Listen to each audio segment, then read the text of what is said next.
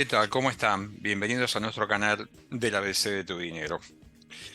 En la Argentina hay datos que tienen mucha lógica, como por ejemplo que la capacidad de ahorro de las personas.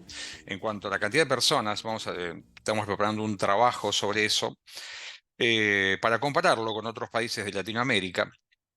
Es que uno de cada cuatro argentinos ahorramos. Y hay que ver la cuantía del ahorro y hay que ver en qué se ahorra. Yendo a este punto, el dólar es un instrumento donde los argentinos canalizamos nuestro ahorro. Pero no sé si es siempre la mejor inversión, pero tiene un valor emocional, si queremos llamar así, de seguridad que es muy potente. Y esa potencia del ahorro, del dólar como instrumento de inversión, ya no como ahorro, como instrumento de inversión, se puso a prueba este año cuando los tipos de cambio financieros vienen muy planchados. Estamos hablando que de diciembre ahora estamos con un crecimiento de los dólares de un 30 a 35%, con una tasa de inflación que viene volando a una velocidad mucho más alta. Se calcula que la inflación anual será arriba del 200%, ¿sí? Y sin embargo, la tentación de seguir atesorando dólares es un aspecto muy fuerte. Esto se conjuga con otro concepto que cada tanto aparece, que es el que se llama el carry trade, ¿no? ¿Qué es el carry trade? Eso es lo que vamos a ver hoy, porque a veces se habla, y en los últimos días esto fue noticia a nivel mundial, en otras economías, pero siempre vuelve este fenómeno. Aquellos que estuvieron posicionados en pesos desde diciembre a la fecha han hecho enormes diferencias en esto, pero bueno, las realidades van cambiando, las novedades van modificándose, entonces la idea hoy es repasar este concepto de carry trade, en qué consiste, en una versión, si quería llamar así, extrema, ¿no? Y una versión más light, ¿no? Porque la versión extrema significa que en el carry trade vos vendés tus dólares, te pasás a pesos con la idea de volver, ¿verdad? En un escenario donde aquel que tiene capacidad de ahorro podría planteárselo, podría planteárselo. Y también está, vamos a ver una variante, como dijimos, más light, ¿no? Pensar en otras inversiones que no sean en dólares, esperando que algunas cuestiones funcionen, ¿no? Siempre la macro, el entorno, no es mi voluntad, es lo que está sucediendo. Como decimos, ¿pensamos desarmar un stock de dólares para pasarlo a pesos? ¿O podemos pensar también en usar el flujo de pesos que tenemos para no comprar dólares e invertir en otras opciones?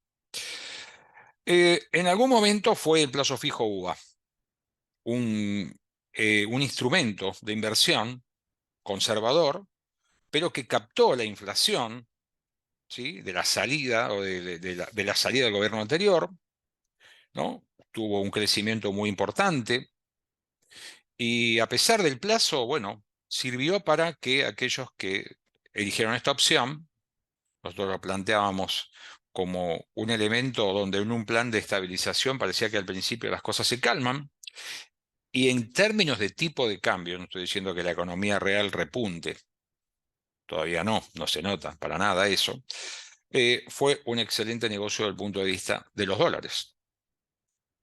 Entonces, hoy hay que mirar una tasa para pensar en esto, una tasa en pesos, por lo menos para el ahorrista conservador, ¿no? Una tasa, un rendimiento fijo. Y ese esquema está planteado a través de las LECAP.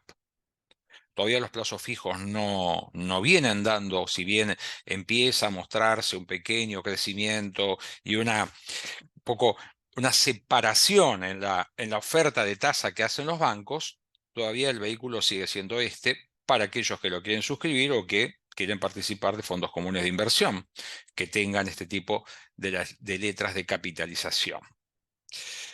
El dato de mañana es clave también, me parece, porque va a marcar si la idea del gobierno se materializa en un número, yo no creo que en un 2, yo creo que por encima del 3%, pero en una tendencia que todavía sigue siendo descendente.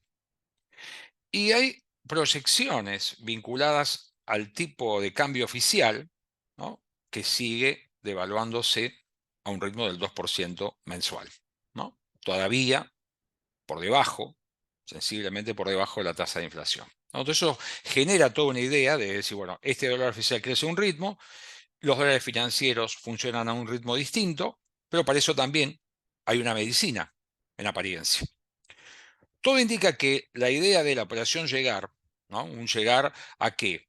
Llegar a que las exportaciones terminen consolidándose en términos de liquidación, que el mercado se abra y exista financiamiento para poder flexibilizar algo que no se puede mantener eternamente, que es el tema del cepo, permite en algún momento algún tipo de convergencia. Lo planteamos nosotros en un esquema, por lo menos en una fase comercial, ¿no?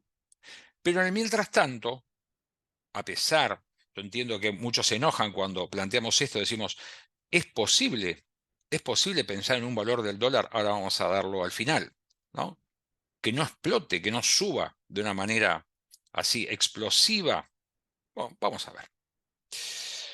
El dato que siempre decimos nosotros, miramos la brecha, ¿sí? La brecha entre el tipo de cambio oficial y los tipos de cambio financieros. En un país donde las reservas son muy frágiles, ¿sí? Tan frágiles que son negativas, ¿sí? Negativas. Eh, pero hay factores que pueden fortalecerla. Fíjense que son factores más vinculados a aspectos fiscales que a aspectos propios de la economía real. Sí, acá no estamos hablando de aumento de exportaciones ni de inversiones todavía en términos concretos, ¿no? Hay un efecto blanqueo, ¿no? El blanqueo empieza ahí a flotar y eso significa aportes para sostener el superávit fiscal, significa también dólares que pueden llegar a ser necesarios para pagar y el desarme de algunas posiciones, lo que llamamos popularmente un canuto, que puede ser empresas seguramente o inversores importantes que tengan, ¿no? Porque recordemos que hasta $100.000 el blanqueo es gratuito. Eso puede significar sin duda también el aumento de depósitos en las cuentas en dólares, encajes en dólares. Es decir, que el tema de las reservas es un aspecto interesante a seguir analizando, ¿no? Es un poco el día a día, el día a día. Pero dijimos, por el lado de las exportaciones hay un freno en la liquidación, no es tan fluido, queda bastante todavía por liquidar, pero los precios no son atractivos. La soja está a los niveles más bajos en los últimos 18 años. Ese es un dato que claramente no favorece al país ni a los productores, ¿no? Quienes son los propietarios, son los dueños de esa producción. No se ven tentados y tampoco rentabiliza el negocio, ¿no? Recordemos también este aspecto, porque hasta el 14 de julio, hace un poco más o menos un mes, se cerró el último grifo que había de emisión monetaria. Y el Banco Central, los pesos que emitía para comprar dólares, ahora los neutraliza usando parte de los dólares que compró para ofertarlos a un precio más alto en el mercado financiero, en el cortado con liquidación, y eso ha aplacado, ¿no? Aumento en oferta. Contracara, como siempre, el debiera haber, reduce reservas, ¿no? Limita su capacidad de crecimiento de las reservas porque tiene que usar una parte para sostener los tipos de cambio. Eso se está dando. Eso se está dando, ¿no? Las cotizaciones financieras caen e incluso también el dólar informal, ¿no? El poder de fuego es escaso, pero es el que hay. Es el que hay. La gran fortaleza es que no hay pesos, ¿sí? No hay pesos. Uno puede decir hay muchos pesos, seguimos con este dilema, no es tan así, pero la realidad es que la sequía de pesos existe. La sequía de pesos existe. Y hay datos también que a veces son más ajenos a nosotros, que nos parece difícil incorporar en nuestro esquema de decisión, que es qué está pasando con las las monedas de los países de la región, ¿no?, también están viendo procesos de revalorización respecto del dólar. ¿Por qué? Bueno, vamos a mencionar algunas causas. La realidad es que hablarle a los argentinos de desarmar sus dólares para pasarlos a pesos, invertir y después volver a dólares, o tener la opción en algún momento de volver, eh, suena, algunos se pueden enojar, reír, etcétera, pero es un dato. Este valor de 1.500 pesos de un dólar financiero a fin de año, estamos todavía a casi 4 meses vista, ¿sí?, con un dólar financiero que ronda los 1.300, 1.350 pesos. ¿Es un valor posible? ¿Es un valor libre? No, la realidad no, no es un valor libre. Es un dólar intervenido por muchos lados, desde lo que acabamos de decir, las intervenciones de un banco central para atenuarlo, ¿sí?, a un cepo, ¿sí? Pero el dato de la realidad es que hace 8 meses que los tipos de cambio, como dijimos, de diciembre a ahora, crecieron un 35%. ¿Sí? Ese dato está. Es decir, no lo podemos desconocer. Tenemos una memoria y tenemos un presente. Son datos de la realidad. Conclusiones es que una inflación en baja, una emisión nula y un superávit fiscal que se puedan sostener son elementos de la macro relevantes. La actividad todavía está en el segundo plano. Es un gran juego por ahora de naturaleza financiera revisión y de revisión del modo de hacer los negocios en general, ¿sí? Esos elementos no los podemos perder de vista. Y como decíamos también este tema, dos datos simplemente.